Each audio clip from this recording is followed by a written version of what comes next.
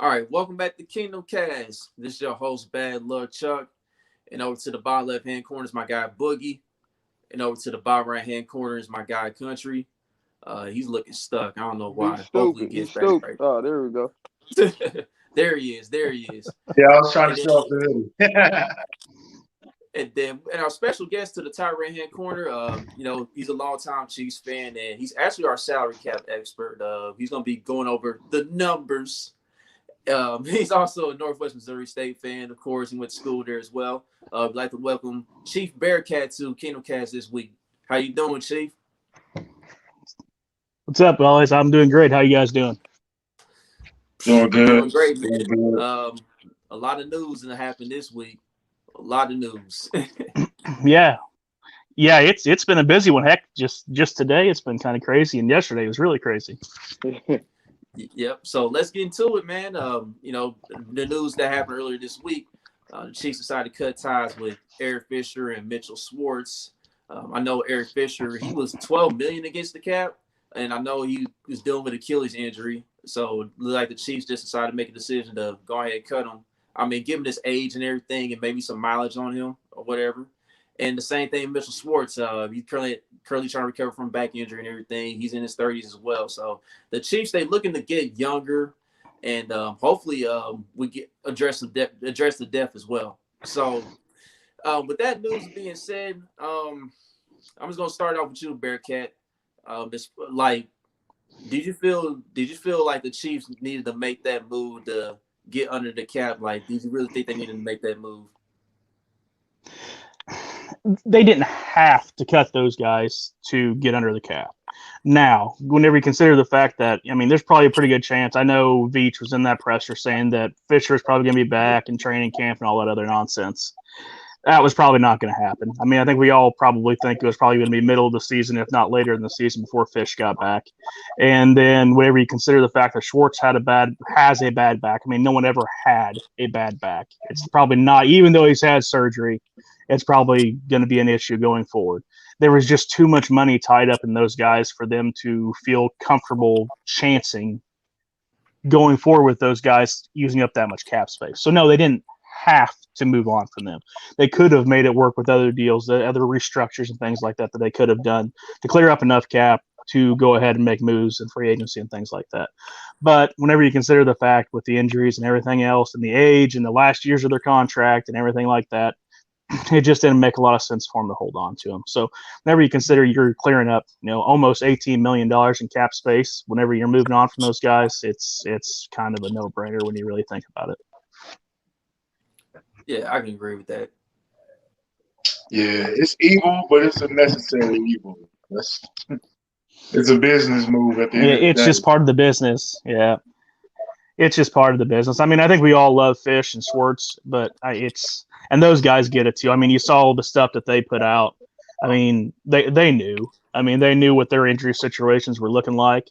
They both wanted to try to make a go at it. Obviously, Schwartz had the surgery to try to get things back going and everything like that. But I mean, it's a lot for the team to trust that they're going to be able to go. Yeah. Now, do you see the Chiefs addressing the offensive line via free agency, then the draft, or do you see them waiting until the draft and then looking at free agency possibly to address my expectation is they are probably going to go after one fairly large name at least in free agency, and then probably hit it maybe some lower level, mid-level guys in free agency. I don't expect that they will go into the draft with a hole at offensive line. They will have at least somebody there that they feel somewhat comfortable. You saw today that Ian said that they wanted to bring Mike Rimmers back. I don't think anybody really wants Mike Rimmers starting at right tackle or guard or anything like that, but he is a guy that can and be okay. So that's what I'm talking about when they said they're not going to go in there with a hole that they have to fill in case something does go wrong and someone doesn't fall to him or someone goes really high, so on and so forth.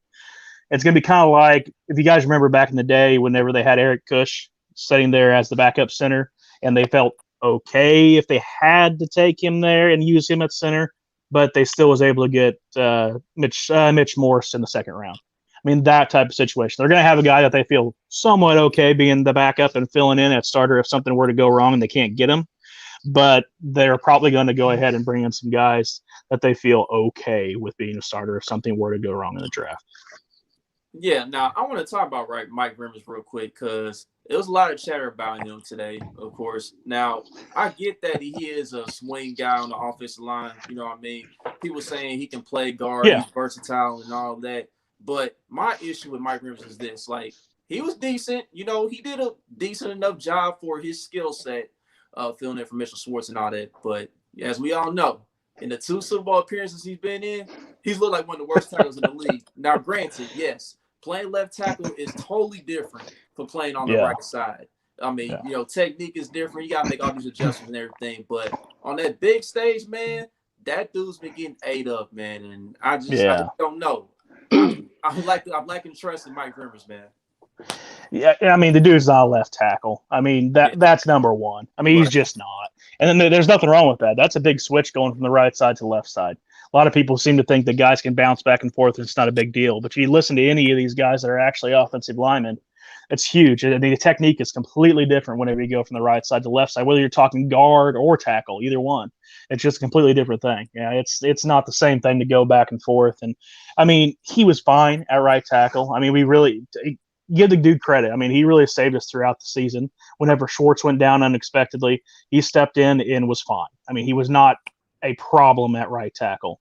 He held his own, had a few games where he was really, really good, and had very few games where he was a problem. So, I mean, that's the best that you can ask for from a vet minimum guy that you had step in on a 1-year deal.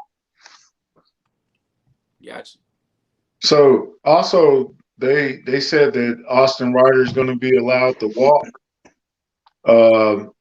I'm not mad at that at all. Like, I'm not gonna bang the table over Austin Ryder. I'm sorry. He did good last year. He had a good year, but we could definitely upgrade that spot. Yeah, I seen that he didn't give up a. Yeah, he improved. I think that's a lot of that's Patrick Mahomes, not necessarily Austin Ryder. Right. But I mean, listen, Austin had. I'm not going to say Austin improved, man. Austin improved from what he was before, but it wouldn't take much to improve from what he was before. So I'm just, it is what it is. I mean, we were talking. There's some rumors out there that he could see like 6-7 million APY. I'm not all about that at all. He can go on to someplace else and get that money. Yeah, I felt like Kilgore was better. That was my opinion. You said what? I said I felt like Kilgore showed a little better promise, a little more promise than Ryder, just from those snaps that he did get. You know, like in that Buffalo game, like he was physical, he was pushing the fire a little bit in that run game, man. And I was more impressed with Kilgore than what I saw from Ryder in his starts. I would say with Kilgore, the reason, I mean, I kind of thought the same thing just watching it. I think it's more obvious whenever someone's more dominant as a run blocker than they are as a pass blocker. And Kilgore is a much better run blocker than what Austin Ryder is. However, I do think Ryder's probably a better pass blocker than what Kilgore is. And I think that's why he looks so much better to us as fans when he was watching it during the games and stuff. He was a significantly better run blocker than what Ryder was. But I think at the end of the day, probably what it came down to, obviously I don't have anybody telling me this, and I don't have no sources. I'm not that special. But I'm guessing that probably Patrick Mahomes said I'd rather have Austin Ryder than Daniel Kilgore, and that's why he was stuck back in there. Yeah. But, Boogie, you was about to say something, man. I didn't mean to cut you off. No, I was saying get that comp pick. If he's trying to get 6 to 7 million a year, let him go. We get that comp pick. We're good. We're cool.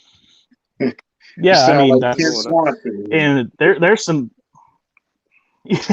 and there's enough of these offensive linemen that are being cut from teams that we could pick up some of those guys that have been cut rather than being a free agency and not impact the comp pick formula at all too. So, I mean, that is definitely in play for sure. So on the line, what's your obvious holes? The biggest hole right now to me is left tackle. Of course, I don't think we have a left tackle right now. Oh, I mean, yeah, we might have a depth guy. I mean, honestly, Rankins is a guard though, right? Yeah. So the biggest hole to me. Yeah, right I mean, now is he left came tackle. in as a tackle, but he's a guard. Yeah, there's nothing we have a left tackle right now. Obviously, I mean, we don't really have a center either right now with Ryder going and Kilgore's a free agent as well. Really, the closest thing we have to a center is Daryl Williams, who spent the entire year on the practice squad last year for Mississippi State. And then we have Nick Allegretti's taking some snaps there at center in training camp, I know, too. But that's really about it. So would you move Allegretti to center? Do you like Allegretti? I think Allegretti had a solid season when he came in. I heard you sigh. I mean, Allegretti was my boy coming in. I think you know that, country, but he showed you could see why he wasn't playing whenever you watched him play. I mean, he has his strengths. He's good within, people say he's good in a phone booth. I mean, he's good in a short area. I mean, he can maul somebody. He's strong. He's powerful and stuff like that. But whenever you ask him to get out and move, which is a huge part of Andy Reid's offense, he really struggled. So I mean, he's fine filling in his depth and things like that. But with the way Andy wants his centers to move and get out in space, and the way he wants his guards to move and get out in space, he's a guy that probably needs to be replaced. Yeah, but we definitely could use him as a depth guy. I mean, I kind of like Allegretti and what he did. Yeah, But he's a fine depth player. There ain't nothing wrong with that. I mean, you need guys like that. Yeah, just because he was nasty, he showed some nastiness, man. He wasn't scared to get up in there and maul those big boys. You know what I mean? So let's get to the next. Yeah, he's kind of like a poor man's Zach Fulton. Yeah. You're right. Because Fulton, he was definitely a great utility guy for us a couple years ago, for sure. So basically, we need the entire left side, from center to guard to left tackle. Is that what you're saying? I mean, for sure those are major holes there. I would say yes. What's good, Nate?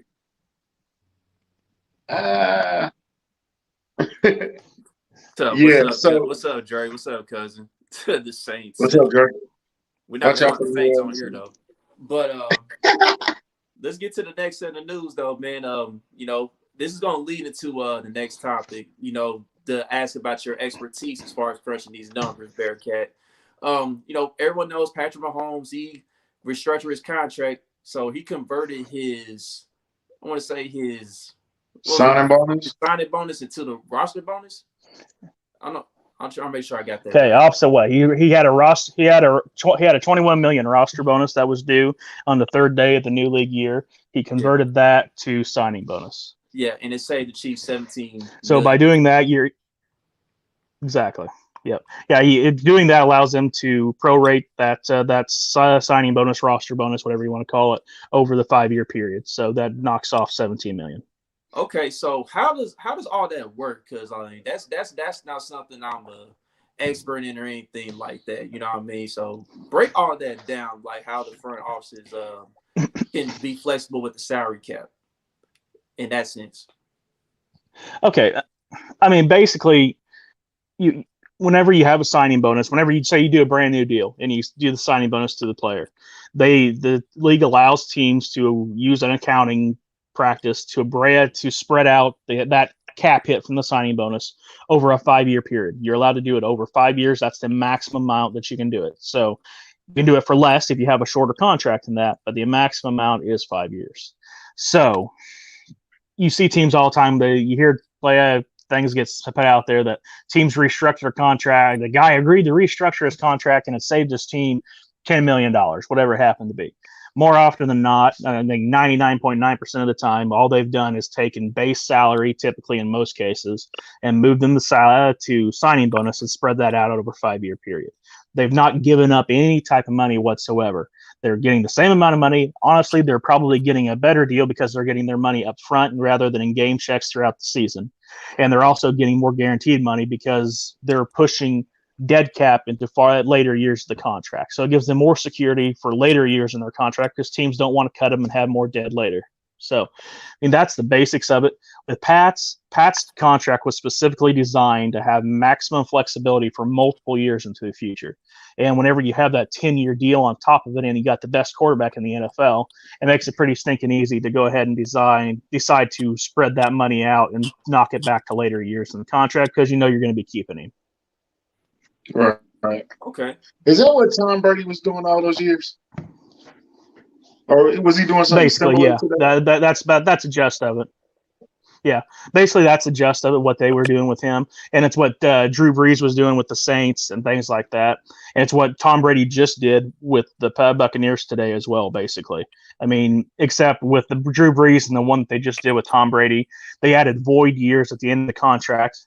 That's a little bit more complicated of a situation. Basically, void years are fake years put on at the end of the deal that they could spread that signing bonus out on. They're not real contract years. The player's not actually going to be playing for them during those void years. So whenever Tom Brady's contract goes up in 2022 now, he had 3 additional void years added onto the end of that contract. 2022 ends. All 3 of those void years and all of his signing bonus will accelerate to the end of the 2022 season, and all of that will be dead all at once at the end of the 2022 season. Dude, man, you speaking Spanish, right? And on top of that, Tom Brady. It makes sense, though. It makes sense, but it's like, what? Who came up with that? Like, that's crazy, but. That's why the Mets still playing Bobby. Yeah, it's wild that they actually let them do. I'm honestly surprised the NFL allows it, but they do, and so they take advantage. A lot of teams take advantage of it. I'm not a huge fan of it personally because it's just you're voluntarily putting dead money to a player you know is never going to be isn't going to be playing for you anymore. I don't like voluntarily putting dead money out there at a contract right from the conception of the deal. Right. That's why we were paying Eric Berry $8 million like for the last 3 years, right? Was it 3 years or we not doing that? Yeah. Well, right?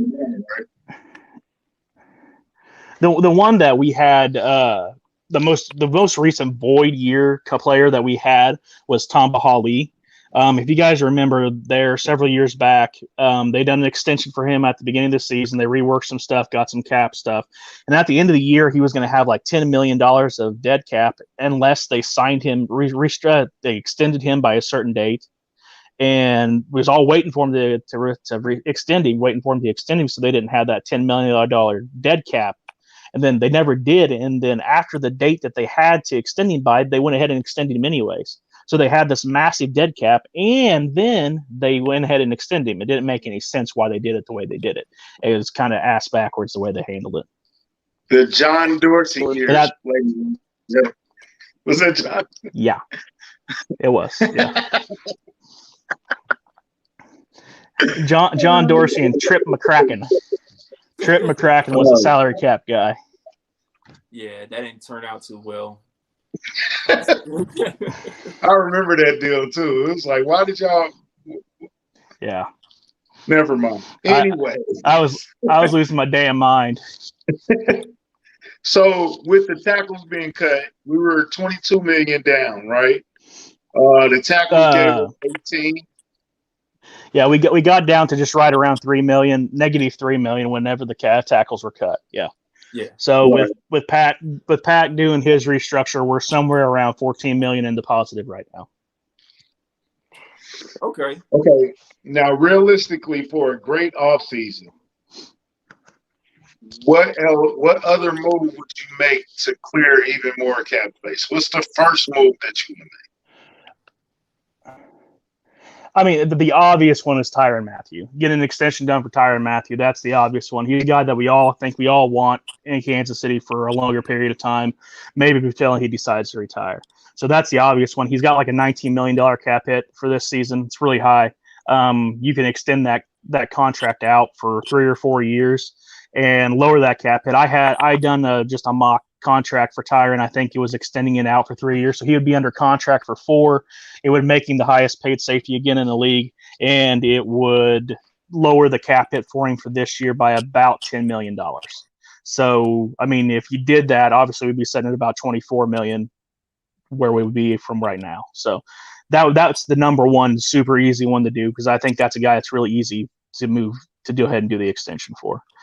After Tyrann, the other easy one I think right now is probably Travis Kelce. Going ahead and doing a restructure with Travis just like you did with Pat. There's a little bit more of a holdup because of Travis's age, but I don't think that they're going to want to move on from Travis anytime because of how much of an integral part he is of the offense. So he's the easiest one to do. I think the restructure for him is somewhere right at $9 million if they decided to restructure the entire amount. They don't have to do the entire amount of the roster bonus and salary, base salary. They can pick and choose how much they want to do, and it could be less. But if they decided to do the entire amount that they could restructure, it's right at $9 million savings for Travis if they did it like that. So if you consider that, you add that on to what you would do for Tyrann, you're setting at $33 million. Man, we seen Brett Veach. Those are $177. So what do you think he's gonna do with $30 million? Yeah. Whenever you consider the fact, the year that we signed Hitch and Sammy Watkins, those big deals, we went into that free agency with right at $28 million in salary cap. Okay. So, and then the next year, whenever we signed Tyrann and we traded for Frank and done those two huge deals, we went into that offseason with, I think, right at $31 million in salary cap. So that's just kind of gives you an idea of the things that they can do with that type of money. I mean, they can really go after aggressively two large contracts amongst smaller players and mid-level contracts type stuff. And they can make some real damage with $33 million for sure. And that's not counting money that they could do with Chris Jones. I mean, they could restructure Chris Jones and get $13 million in cap savings. They could do something with Tyreek Hill, extend his contract back out, even though he's got 2 years of contract left on his deal, which that one, I would say Chris and Tyreek are probably the two least likely to happen. Chris, the way they structured Chris's contract, it's obvious that they at least wanted to give themselves the flexibility to get out of it if they wanted to. Doesn't mean that they want to, doesn't mean that I want them to, but they did give themselves the flexibility to do so if they wanted to. So that was why I say that one's a little bit least likely to happen. Now, I may get off here. They may be doing it right now. We may get a report off here and it says they did it, but they could save $13 million with him. And then the reason I say Tyreek maybe is a little bit less likely to happen is because he's on a smoking deal for the team right now. I mean, his contract is dirt cheap for the type of player that he is. So they may not want to touch that one. They might want to just let that baby ride for 2 more years and extend him after that and see what type of shape he's in. I mean, he's a speed wide receiver. I mean, he does other things extremely well, but the speed is the thing. And speed, after you get after 30 years old, sometimes starts to drop off a little bit. So they may want to let that one ride and see where he stands after that. But they may decide just to go ahead and do it. And if they went ahead and extended him, and I think I figured out was going to be a 3-year extension. So it'd be a 5-year deal with the 2 years that he has remaining.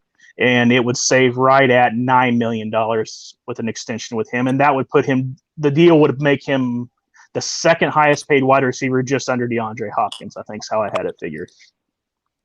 Wow. So, I mean, there's so many things that they can do. I mean, they could easily clear, upwards to $50 million in cap if they really wanted to.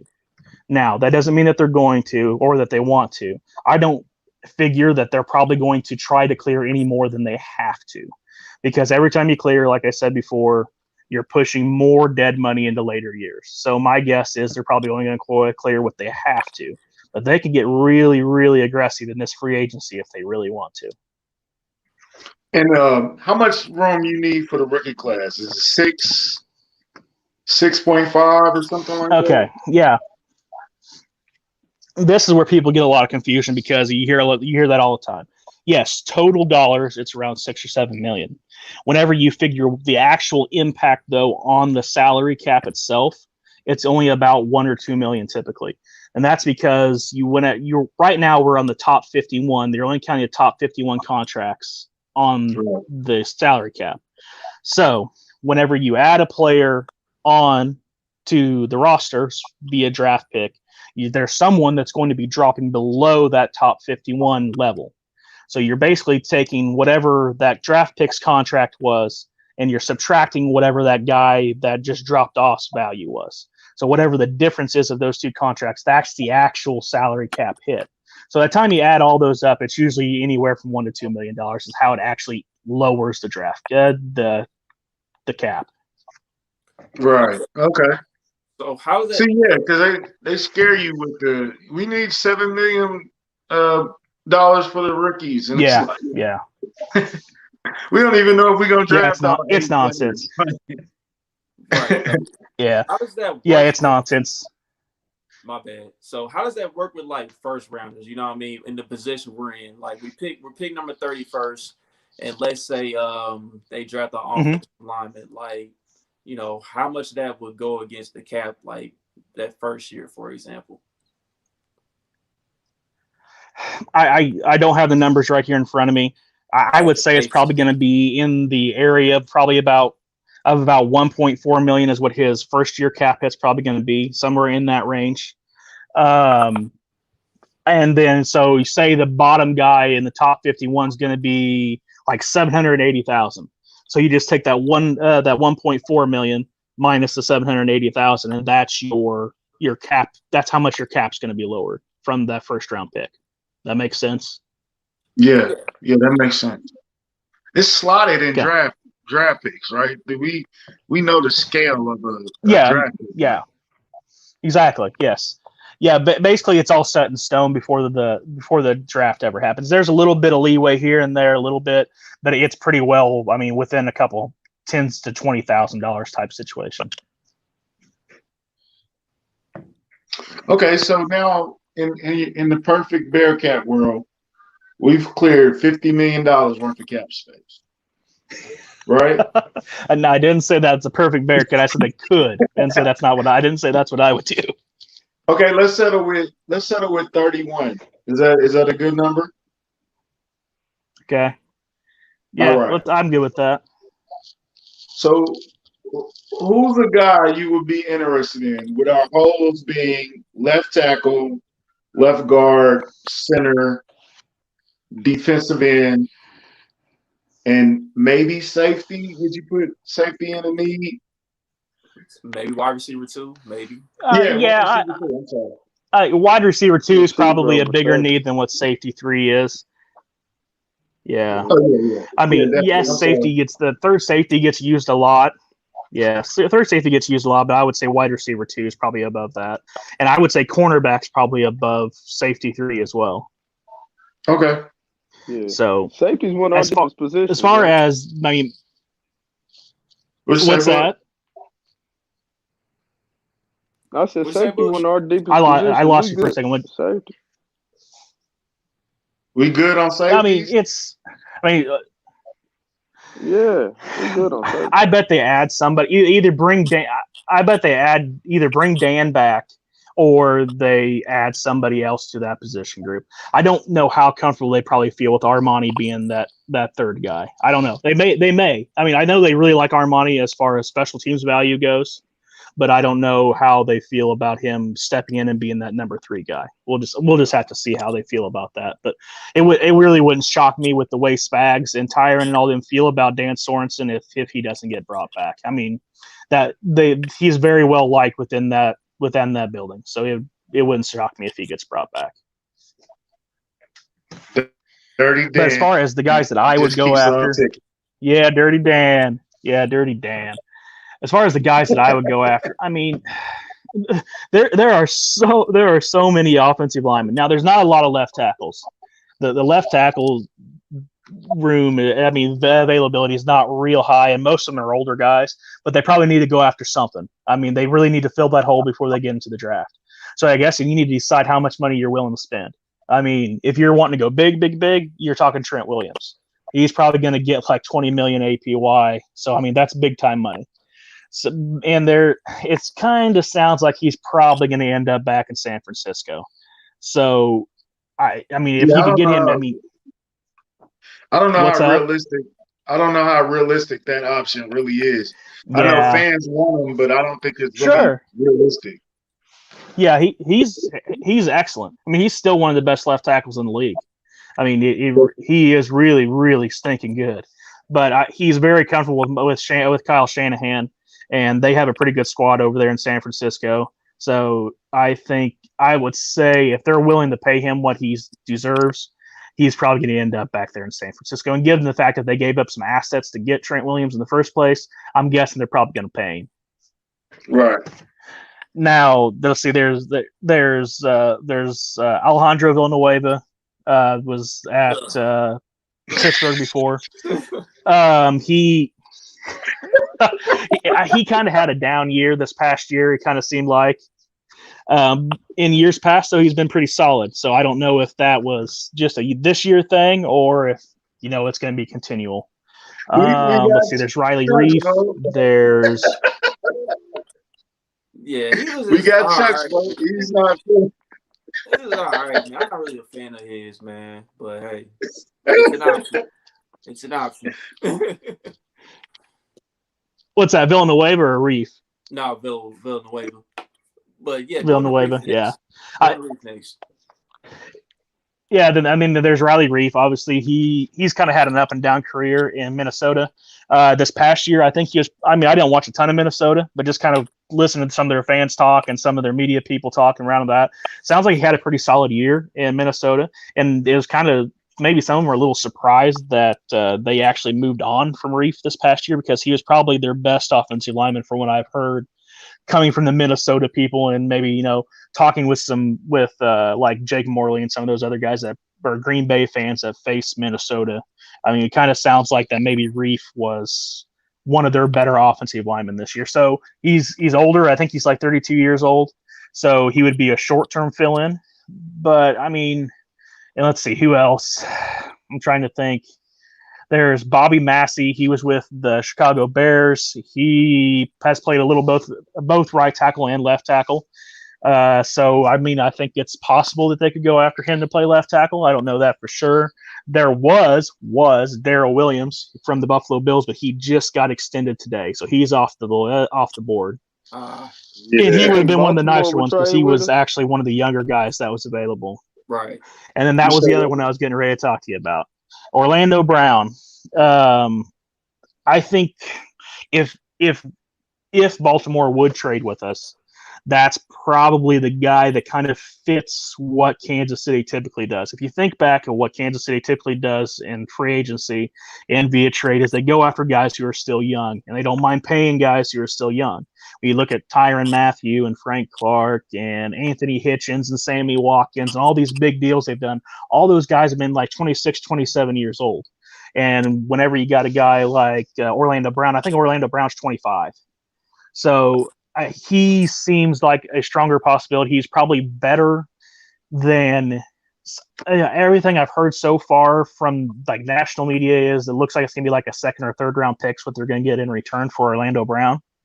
So, I mean, he's better than anything Kansas City could do at number 63 at left tackle. So it would make a lot of sense to trade 63 for Orlando Brown if they could get the Ravens to do that. There's no guarantee that the Ravens are going to want to do that. I think they like Orlando Brown. The only reason they're trading is because he says he's only going to play left tackle, and they already have a left tackle in Ronnie Stanley. So, yeah, and like, I mean, that's the thing. I mean, if my bad, go ahead, Pierre. Go ahead, Bearcat. My bad, go ahead. No, you're good. Go ahead. No, I was saying like another name that's getting thrown out. I don't know why his name getting thrown out because the dude is going on 40 basically. Jason Peters, and Peters, man, he kind of looks broken down. Man. I mean, he looked rough last year. Yeah, I think obviously people make that connection because of the Andy Reid connection. Right. I mean, coming from Philly over and he played for him and everything. Like, I think that's obviously the connection that people have made. I honestly don't. Whenever we were thinking that maybe Eric Fisher would still be here and maybe come back about mid-season, you may have convinced me that they would have went after Peters, but not for an entire season. My best case scenario is you get Riley Reef for 3 years, and then you draft a left tackle at 31, and you can work that out, like because you got a 5-year deal. You can let him sit under or Reef to a 3-year deal, but it's really 2 years, and you let him sit and learn for 2 years, and when he's ready to come in, now you got your left tackle of the future. Right. And that's definitely the route that they could go. Or, I mean, with as deep as this draft is, and I mean, it is, I mean, you hear like the AP guys, you hear Kent and Craig and Maddie talk about how deep this draft is. Yeah, the national guys say it as well as the offensive line. It is really stinking deep, even at tackle. I mean, there are some guys that are going to be available second, third round that are going to be talented developmental players. So, I mean, one of my favorite players in the entire draft that I've watched so far is a left tackle from Cincinnati called his name's James Hudson. Guys ought to look him up sometime. Extremely, extremely athletic tackle. Moves better than a lot of tackles I've seen for quite a while. He was a defensive end at Michigan originally. That's how he was brought in. And whenever he transferred to Cincinnati, they moved him to the offensive line. He hasn't played the offensive line a ton, but he's extremely athletic, but he's also extremely raw because of the position change. So there are guys later in the draft, if you want to take a developmental guy to play behind a guy like a Reef or a Villanueva or whoever it is that you bring in, there are those guys that you can find in the second and third round that could develop into great players and use that early pick like you're talking about, Country, for maybe to plug another hole at, say, they don't do anything serious at wide receiver 2 in the free agency because they've spent their money on the offensive line and defensive line. Maybe they go wide receiver at 31, or maybe they go cornerback or defensive end or whatever. I mean, use that for a position that's actually going to impact the team this year. So my thing in free agency, I think I would address the defensive end in free agency and then do the line, right, the offensive line in the draft. There's a name out there. He hasn't been cut yet or released or whatever, but the rumor mill is banging. There's a guy in Denver. Would you be interested? Yeah. That's all I want to know. I mean, don't tell me it's Garrett Bowles. Who? No. He's talking about Von Miller. That's who he's talking about. On the other side of the ball. My bad. Yeah, he's talking about the other side of the ball at this point. But I mean, I don't know how you couldn't be interested in Von Miller. I mean, he's not a great fit for Spags' defense. I mean, I'm going straight up with you. He's not as far as the size requirements goes. But I think Steve Spagnuolo is a good enough defensive coordinator and defensive mind. He's going to figure out a way to get him on his defense. Chris Jones isn't a great fit for Steve Spagnuolo's defense and what Steve Spagnuolo traditionally has used in their interior defensive line. But he has figured out a way to get him in there and get him involved and get him productive. Steve can figure it out. So if a guy like Von Miller becomes available, a guy that's that type of impact, I mean, you got to, I don't know how you could say you wouldn't want him, especially since his legal problems appear to have been cleared up this offseason. And he's a guy that we've discussed. But he can't wait to get to the Chiefs. Him and Chris Harris cannot wait to get to the Kansas City Chiefs. It's like year after year after year they give us examples of why we want to be Kansas City Chiefs. Anyway, there's another guy. Vaughn has, Vaughn. What's the guy in Seattle? It's not Dunlap. Is it Lawson or Dunlap? Carlos Dunlap. No, you got it. Carlos Dunlap. Okay. So I like Dunlap, but he's got kicked out of two teams recently. I don't know if he fits the locker room per se. He got the talent. Do we fit the locker room? I don't know if Carlos Dunlap's been kicked out of two teams, to be honest with you. I think Carlos Dunlap kicked himself out of Cincinnati. And then I may be a contract money issue with Seattle. So I'm not sure if it's necessarily a locker room issue. I think Carlos was just tired of being in Cincinnati and tired of not competing and knew that team probably wasn't going to compete for a while. And he was getting towards the end of his contract, end of his career. So he wanted out. And I mean, there's a lot of guys that get that way. But as far as for Seattle, I mean, Seattle's got some cap issues. I mean, they've been that way for years. I mean, whenever you're a good team, you're probably going to have some cap issues. And Seattle has shown that they don't mind moving on from defensive ends rather than paying them. So I'm not saying that I know that he's not a locker room issue, but I'm not saying that it's an obvious thing that he is. There's another defensive end that I've never want, and that's Jadeveon Clowney. Like, keep him. He can go wherever he want to go. He can't come with us. I'll take Clowney. Yeah, I think a lot of he's probably everywhere, man. He hasn't lived up to I would say with Clowney. Yeah, with Clowney, I'd say his value is probably now where his production is. Before, people were talking about him like 17, 18, 19 million dollars APY, and his production never matched up to that number. So now, I think this last year he was at 12 with Tennessee, and then after he was injured again this past time, he's maybe even a little bit lower after that. So he is a good player. He's just not, an elite defensive end sack type player.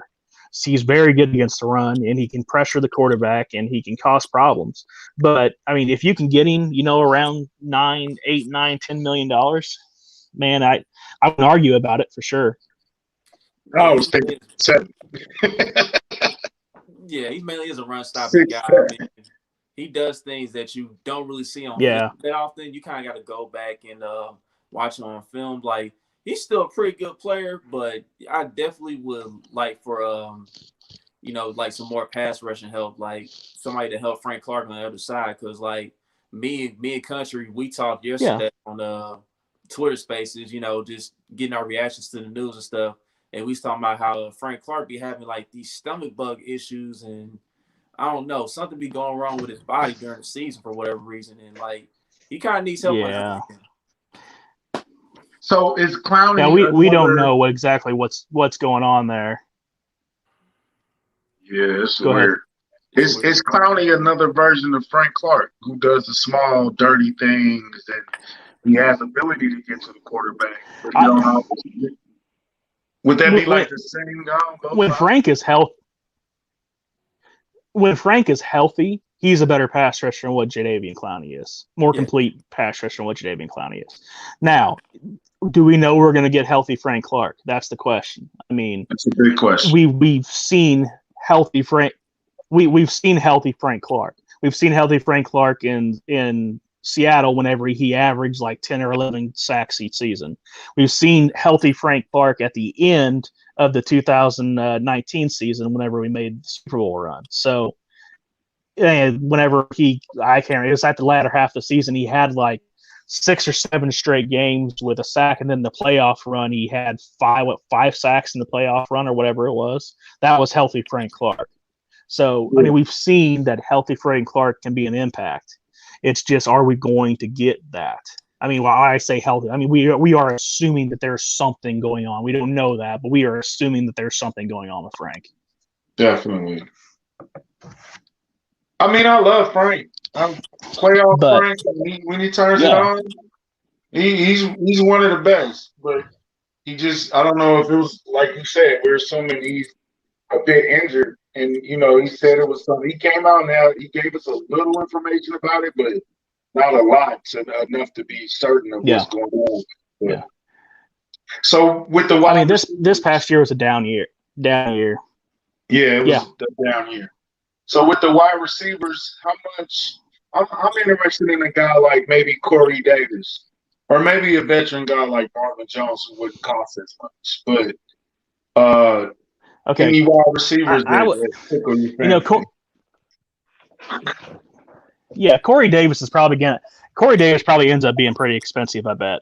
I mean, as far as what the players that fit, that Sammy Watkins mold and that X receiver position, I mean, Corey Davis is a pretty big fit as far as that goes. Man, I bet he probably ends up in the $14 to $16 million APY range. So he's going to be pretty expensive, I bet. Marvin Jones, I bet he's quite a bit cheaper. He had a fairly down year in Detroit. He's kind of had some injury things back there. I bet he's probably in like that 7 to 8 range, to be honest with you. APY. There's a lot of guys, man. There's a lot of wide receivers. A lot of wide receivers. Yeah. I like Albert. Now he's probably going to be, he's probably going to be a slot player only. Now that's not saying that we don't need that, because I mean, I guess it depends on how much you trust Mecole Hardman to develop as a wide receiver. I mean, if you don't think it's going to happen, then I'm perfectly fine with bringing in an Albert Wilson type player to be that slot and switch back and forth with Mecole and that type of thing. Now that's a low type investment whenever you bring in a guy like Albert Wilson. I mean, he's been injured some whenever he was with Miami, and then he opted out last year. So you don't know exactly what type of player you're going to get whenever you do go after him. You may not get the Albert Wilson that we saw, as first year in Miami, where he really had a pretty strong season. Yeah, he killed his first year. And like, speaking of low value investments, do you think AJ Green is done? Do you think he's done at this point, Barrett? Yeah, I mean, I think he can still bring something to a team, but I'm not sure he can bring what we need a wide receiver to bring. If you brought him in to be a wide receiver 3 or a wide receiver 4, and that's what you paid him to be, I think you'd be happy with what he would bring. But if you're wanting with the thing with Sammy Watkins, whenever we brought him in, he may not have had a ton of production. And even whenever he was on the field, he may not have had a ton of production. But what he did was he commanded the respect of the defense. So it opened up things for Travis Kelce and Tyreek Hill. So, I mean, I don't think AJ fits what they would necessarily want out of that wide receiver 2 position. So I would say no, personally, because he's probably going to get paid on his name, and I don't think I'd be interested in doing that. So replace him with he's coming in and replace DeMarcus Robinson. How about that? DeMarcus Robinson. AJ Green. Yeah. You had a question here that says, how about Curtis Samuels? Curtis Samuels is actually kind of intriguing. He's going to be expensive. You're going to have to pay for Curtis Samuels. He's going to be. He's probably going to be right up there with where I said Davis was going to be. Probably going to be in that, $14, $15, $16 million APY deal. But that's not like super expensive for wide receivers anymore. I mean, it's a lot of money. But whenever you consider like the top wide receivers now are going to be getting 21, 22 million APY. So you got to keep that in mind. But, Curtis is a smaller guy. He can and has played X. He plays a lot of slot, and he's good with that trickeration type stuff that Andy Reid likes to run. So it's intriguing. I mean, it's not a big wide receiver. I mean, personally, I would prefer to have a bigger wide receiver because we just don't have that on the roster. But I mean, it's intriguing for sure. I mean, whenever you consider, keep in mind, whenever I say all these numbers, I throw out, the $14, $15 million APY, and that's the average for the contract. Keep in mind, more than likely, with the way we structure contracts, any deal we do is typically about half. The first year cap is typically about half of whatever the APY is. So say we brought in Curtis Samuels and it was a $14 million APY deal, the cap hit will probably be anywhere from $5 to $7 million in that first year. So kind of keep that in mind whenever you're kind of figuring, we had $31 million to start with, kind of what we kind of went by. Figure $5 million off that $31 million is what Curtis Samuels is going to cost you the first year of that contract. Right. Okay, so like on first contracts, does it normally always be like the biggest cap hits like in the first year, or is there a way to like you structure it where like you get paid on the back end? Get paid more on the back end. Yeah, that's what I'm saying. Typically, the first year of our contracts and most contracts in the NFL are actually the smallest cap hits. Typically, okay. And then they add on later in the year. So typically, most contracts, say you get a contract that is a 5-year deal. Most contracts are actually typically just about a 3-year contract is how the money's figured out and the guarantees and things like that. So the way things are structured, it may be like a $14 or $15 million APY all together. But whenever you figure that 3 years, which is really what the deal is, it may be a little bit less because of how small that first year cap hit is. It's just the way the structuring is done in the NFL. It's pretty well standard. You find a few teams that don't do that because they have just a crap ton of cap space, like the Colts. But it's more often than not, you're going to get a structure with the way that first year cap hit's really small. I mean, you look at all these deals that we've done recently, the Tyrann Mathieu, the Sammy Watkins, the Anthony Hitchens, all of those guys, all those first year cap hits were really small. Okay. So, all right, who are guys that you think could be the bargain discount guys? That not the first week of free agency, maybe not the second, but that third week of free agency. That those guys that are going to be cheaper vet deals like that. Who you think? Who interests you at that level? Man, you're really stretching me here, country. Hey man, look. These are questions I asked you. Yeah, I know, man. It's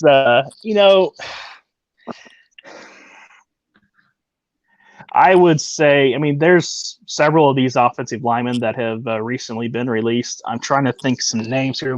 One of them is the guy that was just released by the Chargers today. He's probably going to be one that hangs around till later that may be a little bit cheaper. Yes, Trey Turner. Thank you.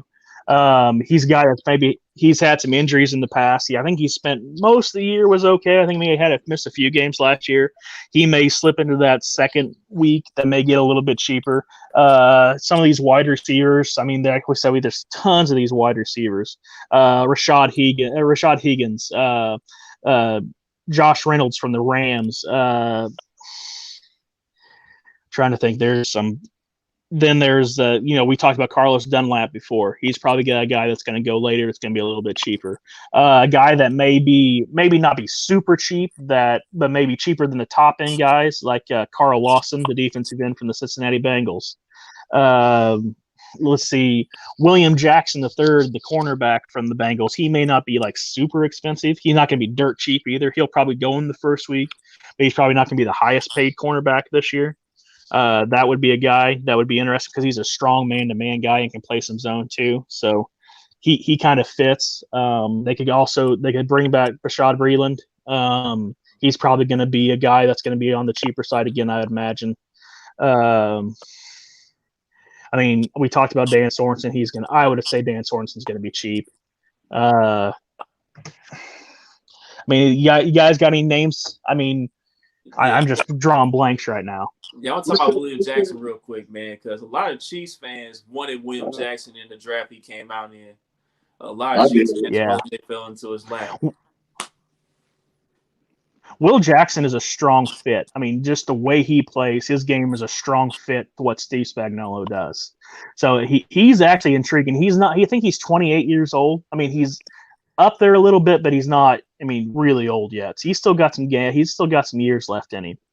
So he's a guy definitely to kind of watch. I would say, he's probably going to get around 10 to 12 million APY. That's kind of the going rate for that type of player. And so, he's definitely affordable depending on how they decide to attack free agency. I mean, if they decide to go all in on offensive line and defensive line, they may not be able to afford a guy like Will Jackson. But if they decide to go a little bit less than that, he may be able to slip in a guy like Will Jackson. Yeah, and I know Patrick Peterson was talked about in the offseason, but I think the J.J. Watt signing, I mean, it kind of sounds like more of a pipe dream. You know what I mean? It kind of sounds like Peterson might come back and finish his career. Yeah, I mean, it wouldn't shock me. I mean, it wouldn't shock me if he wanted to go to KC because of Tyrann Mathieu. I mean, it wouldn't shock me.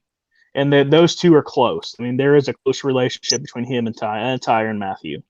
So, I mean, there's something there to at least pay attention to. Patrick, I think he was better this past year than he was the year before, but he's not the same player that he was. Right. I mean, he's just not. but he's still a good player. And also, Joe I mean, Thuney. I think one of our cornerback coaches. Merritt. What's that? He asked about Joe Thuney. Yeah, Dave Merritt. He was there. Yeah. So I mean, there's connections there with Patrick Peterson. I mean, there's definitely something there to say that he would land in Kansas City. But I mean, it's something to watch. I mean, for sure, if they wanted to go maybe a little bit less value than Will Jackson, I don't see Patrick Peterson getting a huge deal. I mean, if they wanted to go for someone to maybe a little bit less contract-wise, but still can play, and he's a guy that I could see him going after for sure because of the connections and familiarity there. Yeah, I wouldn't be mad about it. Beyond that, one guy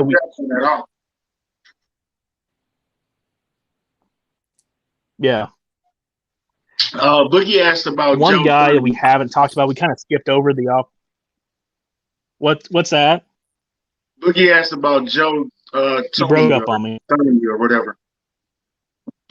Tooney, yeah. Okay, he's probably going to be the high. Yeah, he's probably going to be the highest paid guard this free agency. I mean, obviously he would be the guy that anybody would want as far as filling in for the guard position. I mean, he's excellent. I mean, he's an excellent player. He's probably going to get paid though. I mean, he's going to probably get 15 or 16 million, maybe more. He's very good. He's very talented. And whenever you consider the fact that the free agents class is pretty stacked as far as ability, you may be able to get a guy that is not as good as Tooney and maybe a little bit older, but for a pretty significant amount less. A guy like Gabe Jackson. I mean, we're all familiar with Gabe Jackson from the Raiders. Talented player. He's probably not going to get what Tooney got. I mean, so I mean, that's something to kind of keep an eye. I mean, I wouldn't argue with Tooney if that's the way you decided to go for sure. I mean, yeah, and there's another guy we haven't talked about, and that's Nick Martin. He's a center from the Texans. He's really talented, and he's young too. He's 27 years old. He definitely fits in that mold of guys that they've decided to go after in free agency. He's a guy that I would probably, keep an eye on anyways, because that center position is wide open, and he's a talented guy. I mean, he's not bad at all. Yeah, another center that was brought up was Corey Linsley, but I feel like Linsley about to get the bag. Yeah. So I don't think we're gonna be able to afford. Yeah, he's gonna get paid. So. Yeah, I mean, they can pay somebody. I mean, they can maybe able to pay two guys, but you just kind of pick and choose what's more important to you. You got to pick. Is it more important for me to pay a left tackle? Is it more important for me to pay a center? Is it more important for me to pay a defensive end and a left tackle than the center? Whatever it happens to be. Linsley's going to get paid. He's the best center on the market. He's probably going to get, 12 mil APY easy, if not a little bit more. Guy like Nick Martin, like I talked about, he may get like 8. So, I mean, there's not a significant difference in ability. There is some. But I would rather have Nick Martin at 8 than I would Linsley at 12 or 13 personally. There's what's the kid from New York, the Zittler? I don't know how to pronounce his last name. He's a guard. Zeitler, Kevin Zeitler. Yeah, he's really good. He played extremely well this past season, and he was really good with Cleveland before they traded him to New York. I mean, he is a very good player. Yeah, he's getting up there in age as well. I'm not exactly certain what he's going to bring, but I could see that for sure. I mean, it's really hard with all these guys in this year. It's really hard to tell what all these guys are going to be worth because there's just so many of them. There's so many guys hitting the market this year, especially with interior offensive linemen. And with this year and the way the cap is, it's really hard to tell who's going to get paid and who's not going to get paid. I mean, there's just without being, in the NFL buildings and knowing what these guys know about these players, it's really hard to say, this guy's going to be the next highest paid guy, and then this guy, and then this guy, and this guy. Usually it's really easy because there's just not very many of them. But this year there's just so many, and they're all kind of jumbled in there about the same level of player. It's really hard to tell which one is going to be the next highest paid guy and which one's going to get left behind, because that's going to happen. There's going to be some talented players that don't get really big deals because there just wasn't enough of a market there to go along with the availability. Yeah, and on top of that, I think the cap went down this year too for all the teams.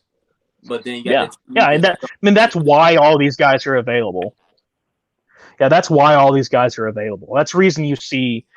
I mean, listen, center and guard are considered to be less valuable than what tackles are. That's why you're seeing all these older, 30, 31-year-old high-priced guards being released. It's because they're not considered to be as valuable, and it's easier to NFL teams think it's easier to replace those high-priced veteran guards with cheaper younger players. So I mean, that's why they're available, is because of the salary cap situation. That's why they're out there. So I mean, a team like Kansas City that has a massive need and can, like we've discussed, can clear some salary cap, they can take advantage of this and at least fix the offensive line for 1, maybe 2 years until they can get some draft picks to fill the holes, or longer if they decide they find a guy that they really like and take him out longer than that. I mean, offensive linemen can play for a long time. Their careers are not over at 30, 31 years old. A lot of these guys play until their mid-30s. They just do. So you can still get like a Gabe Jackson, who I think is 30 years old. He still probably has 3 or 4 good years left, as long as he doesn't have any injury issues. Kevin Zeitler's the same way. I mean, a lot of these guys still have – they have some rubber on the tires. We should have never got rid of Randy Hudson. That's all. Rodney Hudson. Rodney Hudson. Well, that's a perfect example of what Rodney Hudson is the perfect example of what I'm talking about. He hit free agency and got paid. I mean, at the time, he was the highest paid center in the NFL, and like by a wide margin. He was the highest paid guy. Kansas City, he was very talented, and we loved him here. But you saw how easily they replaced him by drafting Mitch Morse. And that's the year they let Rodney Hudson walk, still had Eric Cush on the team, and then went and drafted Mitch Morse. And Mitch stepped in and was not as good a player as what Rodney Hudson was, but dang close and much cheaper. Now, they didn't try to invest in center again after Mitch Morse left. They decided to go cheaper there, and it showed. Yeah, and unfortunately, Morris, he just could not stay on the field, man. Like, I like the dude, you know what I mean? He played well. It's just that he kept having those injuries, man. Yeah, those concussions got him. It's just one of those deals. Those concussions got him. Well, thanks, man. We'd like to thank you for coming on. We covered a lot of ground. You gave out some great numbers, my No problem, boys. You gave out some crazy numbers. My head is swimming. Yeah, no problem. Anytime you guys need me, I'm here. You know that. Yeah, definitely. No, after the 17th, like when the league year starts and free agency kind of picks up, we're gonna come back and review what we talked about and what we discussed and see where we at. And that'll definitely be a fun show. So we can do a part 2 with this. Yeah, definitely. We touch base there in the first week of free agency or something, and we can talk a little bit about what's going on. Yes, sir. It should be fun. For sure. Before I let you go, man, I just got one more question, man. What's up? As far as like how the salary cap goes at all these NFL teams, does it depend on like how much the owner puts into the team, his own money to the team, or like does it depend on the market? No. Listen, cash flow is a huge thing. Sometimes, and not sometimes, most of the time, it's bigger than cap room. There's cash spending is tracked just like it is for as far as cap space goes. I mean, cash spending is what the team is willing to pay each and every year, as far as signing bonuses and the salaries and all that other stuff that maybe doesn't get figured in all at once into the cap. Like we just talked about the signing bonus. The signing bonus gets spread out over 5 years and for the cap purposes goes. But as far as cash purposes goes and what it actually leaves the owners and the team's pockets, that all comes out that 1 year. So that's a big thing. That is absolutely a huge thing whenever it comes to what teams are willing to pay. And here's where we're lucky. Kansas City is typically, we always used to make jokes. We always used to make jokes back in the year. The Clarks are cheap, man. The Clarks are cheap. They ain't willing to spend no money. We ain't got nothing here. We always used to make that joke back in the day. Man, that ain't the case, especially since Andy Reid's been here.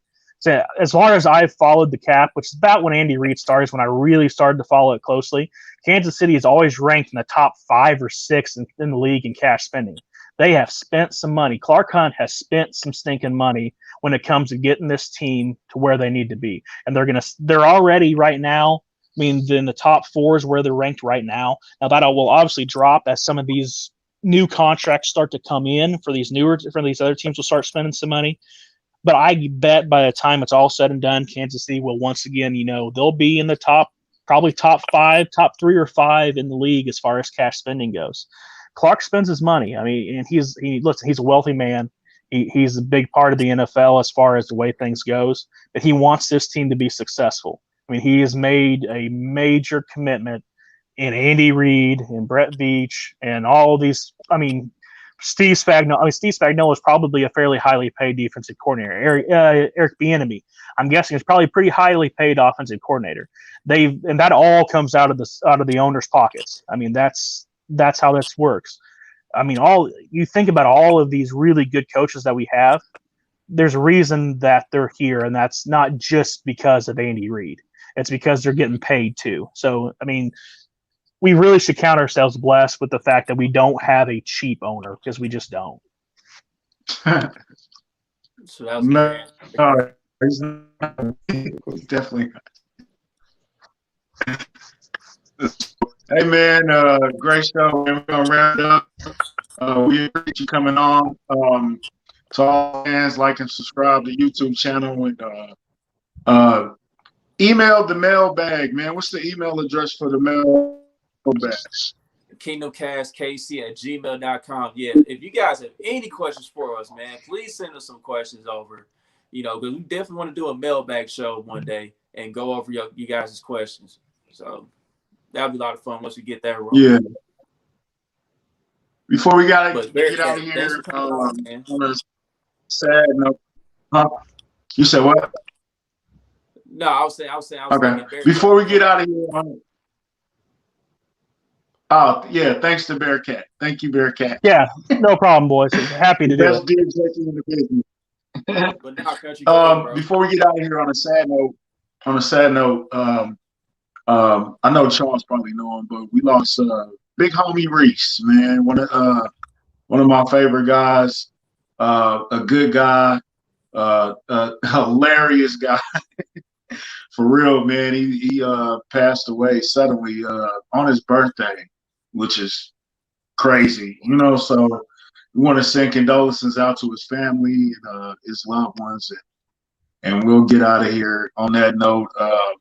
Thanks, Bearcat, again, and we'll see you guys next week.